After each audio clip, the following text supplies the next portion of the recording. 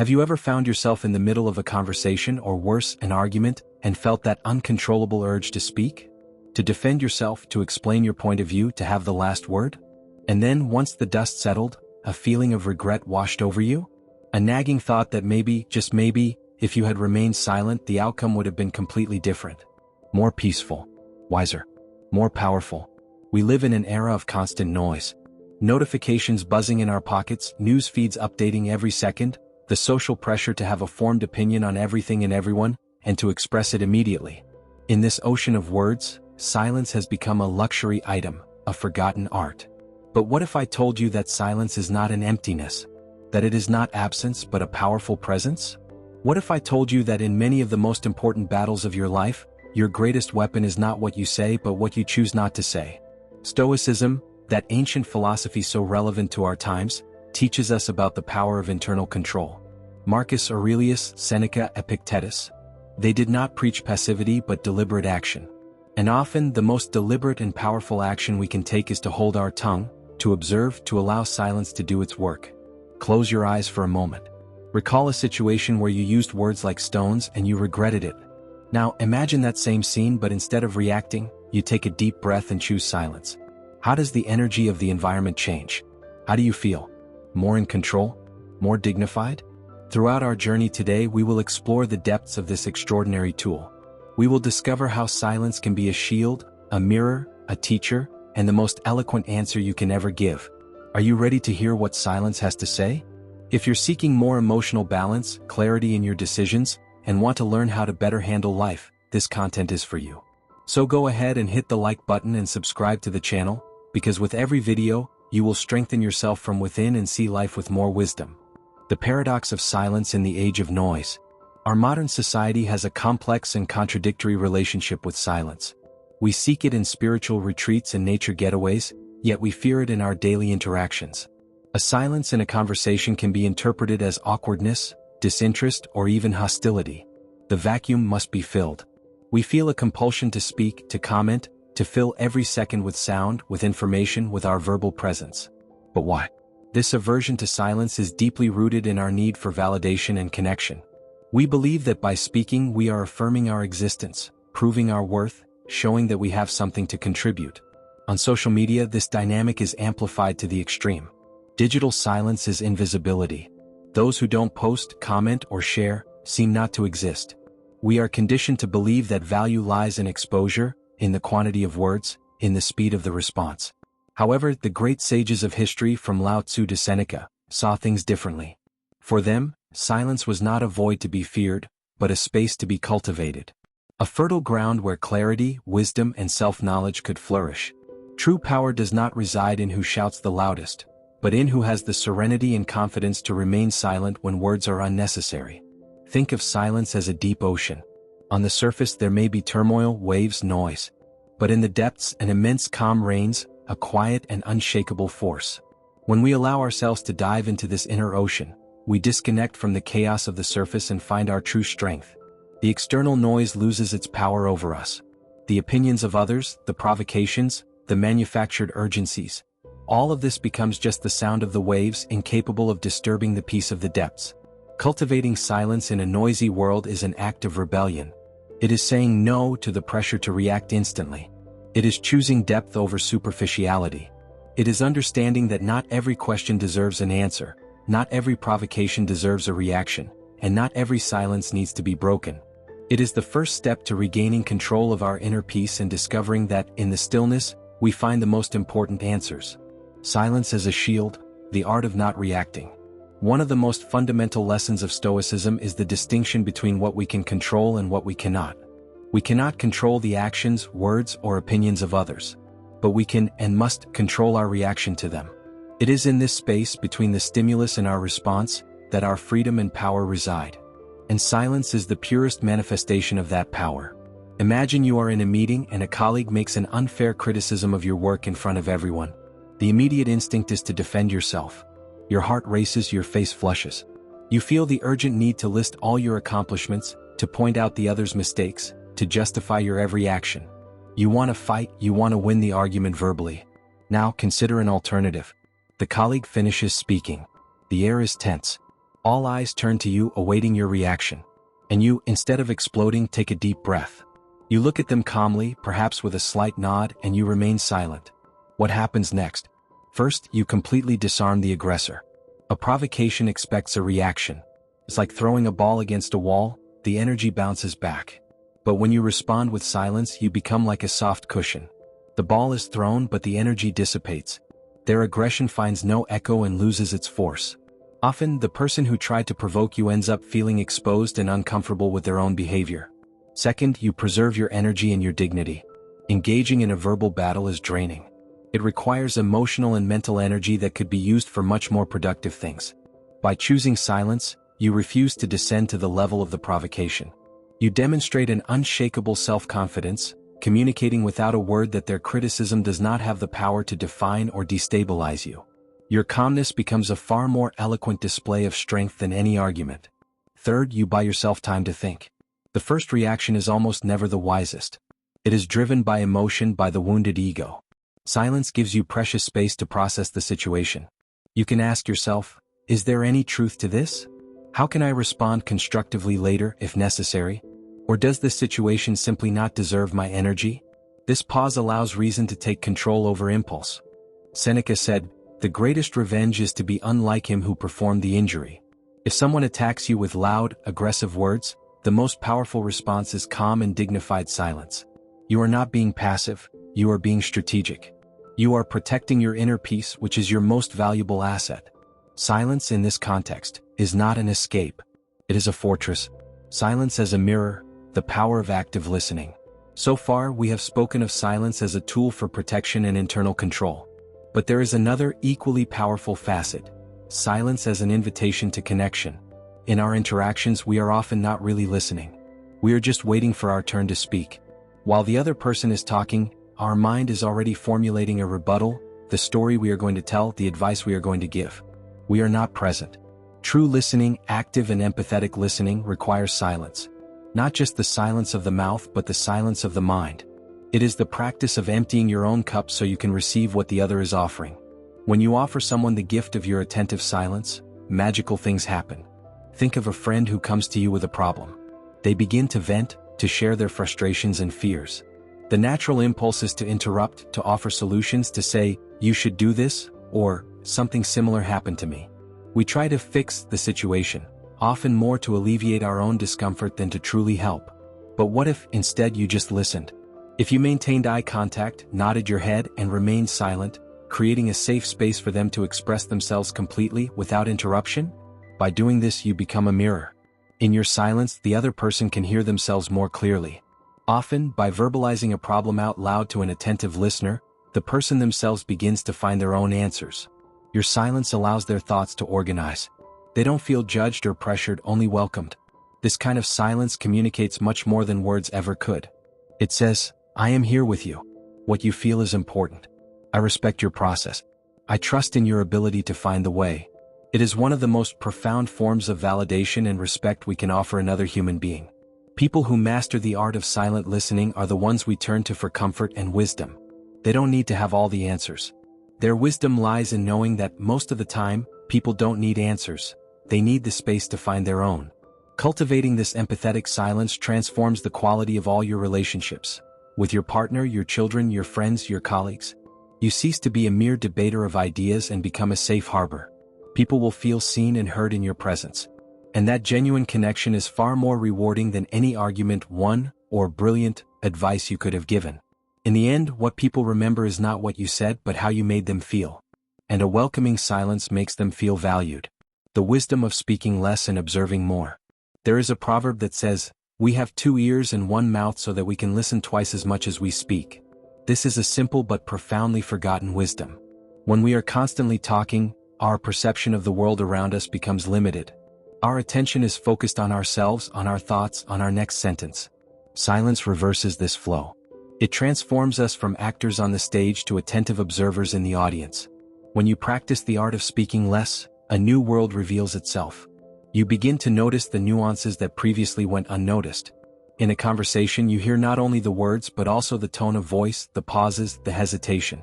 You observe the body language, The tense shoulders, the smile that doesn't reach the eyes, the fidgeting hands.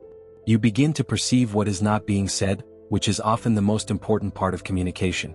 This keen observational skill is a superpower in all areas of life. In the workplace, you can read the dynamics of a meeting, understand the real concerns behind a client's words, or identify demotivation in a team member before it becomes a major problem. You become more strategic because your actions are based on a deeper understanding of reality, not just the surface of words. In personal relationships, this silent observation makes you more empathetic and intuitive. You notice when a loved one is upset even if they say, "Everything is fine." You sense the atmosphere of a room and know how to behave more appropriately. You learn to read people and situations with a clarity that those who talk incessantly will never achieve. Silence teaches us to be more patient. The need to fill every moment with talk often comes from impatience, the desire to speed things up, to get to a conclusion quickly. The silent observer knows that truth and understanding often reveal themselves slowly. They allow situations to unfold, for people to reveal themselves in their own time. Think of a chess master. They do not move the pieces impulsively. They spend most of their time in silence, observing the board, anticipating the opponent's moves, analyzing all possibilities. Their strength is not in speed but in the depth of their observation. Life in many ways is like a game of chess. Those who act after silent, careful observation have an immense advantage over those who react on impulse. So challenge yourself. In your next social interaction, try to speak 20% less. Use that time to observe. What do you notice that you hadn't noticed before? How does it change your understanding of the situation? You will find that by being quiet, the world begins to speak to you in a whole new way. The inner dialogue, finding answers in personal silence. Perhaps the most important journey that silence offers us is not to the outer world, but to our inner universe. The constant noise of the modern world not only distracts us from others, but, more dangerously, it distracts us from ourselves.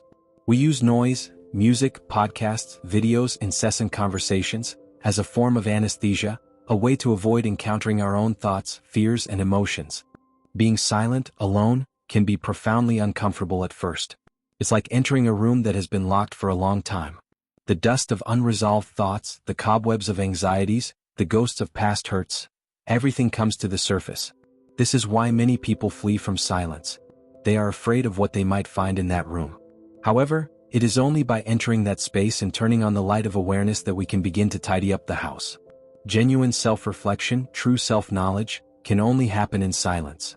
It is in the quiet that we can finally hear the subtle voice of our intuition, that inner wisdom that is constantly drowned out by the noise of everyday life. When you allow yourself to be silent, important questions begin to emerge. Am I happy with the path I'm on? What truly matters to me? Why did I react that way yesterday? What is this feeling of restlessness trying to tell me? Without external distractions, you are forced to confront your own truth. This practice of introspective silence is the foundation of emotional maturity. It is in this space that we learn to identify our emotions, to understand their origins, and to choose how to respond to them, rather than being controlled by them. It is where we recognize our self-destructive patterns of behavior and find the strength to change them. Personal silence does not have to be a formal hour-long meditation. It can start with small steps. Turning off the radio in the car during your commute. Having your morning coffee without looking at your phone. Taking a 10-minute walk without headphones. These small pockets of silence are like cracks of light in a dark room. Gradually, they illuminate the space and allow us to see more clearly. Over time, the initial discomfort gives way to a sense of comfort and belonging. Silence ceases to be an enemy to be avoided and becomes a friend and counselor. You begin to long for these moments of quiet, for you know that it is in them that you recharge, realign with your values, and find the peace that no external source can provide. You discover that the best company you can have is your own, when you are at peace with yourself. And that self-sufficiency is true freedom. Silence is not weakness, differentiating wise silence from cowardly silence. It is crucial to make an important distinction. The silence we are exploring here is a conscious choice, a manifestation of strength and wisdom. However, there is another kind of silence, the silence born of fear, passivity, and cowardice. And it is fundamental to know how to tell them apart. Why silence is active. It is a deliberate decision not to speak because words would be useless, harmful, or because observation is more strategic at that moment. Cowardly silence is passive. It is the inability to speak when justice, truth, or your own dignity demand that you speak. If you see an injustice happening and remain silent for fear of getting involved, that is not wisdom, it is complicity. If someone crosses your boundaries disrespectfully and you remain silent for fear of confrontation, that is not strength, it is permissiveness. If you have something important to contribute, an idea that could solve a problem, but you remain silent out of insecurity, that is not stoicism, it is self-sabotage. So, how do you know when to speak and when to be silent? The key lies in your intention and the clarity of your values. The self-reflection we cultivate in personal silence helps us define what is non-negotiable for us. Before deciding between speaking or being silent, ask yourself a few questions. Does my silence protect my peace or just avoid unnecessary discomfort? Is my silence aligned with my values or does it betray them? If I speak, will I be reacting from my ego or responding from my wisdom? What is more beneficial in the long run for me and for others? Wise silence never violates your core principles. Sometimes the bravest and most aligned action with Stoic wisdom is to speak up. It is to set a boundary with firmness and calm. It is to defend someone who cannot defend themselves. It is to express a difficult but necessary truth with compassion and clarity. The goal is not to become a passive person who never speaks their mind. The goal is to become so in command of yourself that your words and your silences are used with the same precision and intention as a surgeon with a scalpel. You learn to discern when the word is the right tool and when silence is. Do not confuse serenity with apathy. True strength is not in never fighting but in choosing your battles wisely. And often the greatest victories are won not with the clash of swords, but with the resolute stillness of one who knows exactly who they are and what they stand for. Practical strategies for cultivating silence in daily life. Talking about the beauty and power of silence is inspiring, but how can we, in practice, bring more of this quiet into our busy lives? The good news is that you don't need to move to a monastery. The transformation begins with small, intentional changes in our routine. First, start the day in silence. Instead of grabbing your phone as soon as you wake up and flooding your mind with news and emails, set aside the first 5 or 10 minutes of your day for silence. Just sit on your bed, breathe, watch the light coming through the window. Starting the day from a place of calm sets the tone for everything else. Second, practice the sacred pause. In your conversations, especially the difficult ones, make a habit of pausing for 2 seconds before you respond. Take a deep breath. This small pause is enough to move your response from the reactive, emotional center of the brain to the rational, thoughtful center. You will be amazed at how much wiser your responses become. Third, schedule appointments with silence. Just as you schedule a meeting or an appointment, block out small periods of time in your week for silent activities. It could be a walk in nature, sitting in a park, or simply being in a room of your house with no electronic devices on. Treat these moments as non-negotiable appointments with your mental health. Fourth, perform digital micro-detoxes. Challenge yourself to do everyday tasks without the company of a digital stimulus. Wash the dishes without listening to a podcast. Wait in line at the bank without scrolling through your Instagram feed. Just be present in the moment.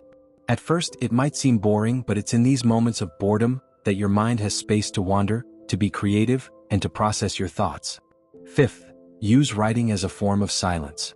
Journaling, the practice of writing down your thoughts, is a form of silent dialogue with yourself.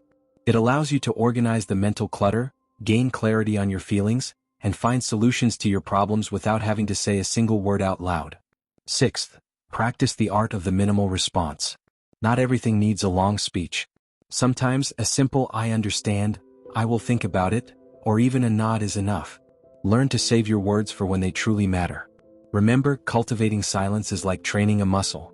At first, it's difficult and uncomfortable, but the more you practice, the stronger and more natural it becomes. Every small moment of quiet you insert into your day is an investment in your peace, clarity, and wisdom. Conclusion. We began our journey today by exploring a simple yet revolutionary idea, that silence often answers better than 1,000 words. We've seen that silence is not a void, but a multifaceted tool of immense power. It is a shield that protects us from provocations and preserves our dignity. It is a mirror that, through active listening, allows us to create deeper, more authentic human connections. It is a magnifying glass that enhances our ability to observe the world and people with more clarity and wisdom. And above all, it is the sacred path to our inner selves, the space where self-knowledge flourishes and inner peace is found. Living in a noisy world does not mean we have to be noisy on the inside. The true mastery of life, as the Stoics taught us, is not in controlling the outer world, but in cultivating the citadel of our mind.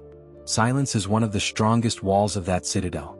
So, I leave you with an invitation, a challenge. In the coming days, pay attention to your surroundings. Listen to the noise, but also look for the silence. In your conversations, practice the pause. In your routine, create small oases of quiet. Notice how you feel. Notice how others react. Discover for yourself the power that resides not in what you say, but in the wisdom of what you choose not to say. The journey to wisdom is not a noisy race, but a quiet, mindful walk. With every step, every breath, every chosen moment of silence, you move a little closer to the calmest, strongest, and wisest version of yourself. So, what was a situation where your silence spoke louder than any words could have? Share your experience in the comments. Let's learn together the art of listening to what truly matters. Your journey inspires ours. Until next time.